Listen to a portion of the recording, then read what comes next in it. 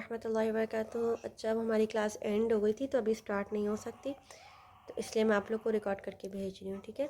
اعوذ باللہ من الشیطان الرجیم، بسم اللہ الرحمن الرحیم، قل یا ایہا الکافرون لا اعبد ما تعبدون ولا انتم عابدون ما اعبد ولا انا عابد ما عبدتم ولا انتم عابدون ما اعبد لکم دینکم ولی دین، صدق اللہ العظیم۔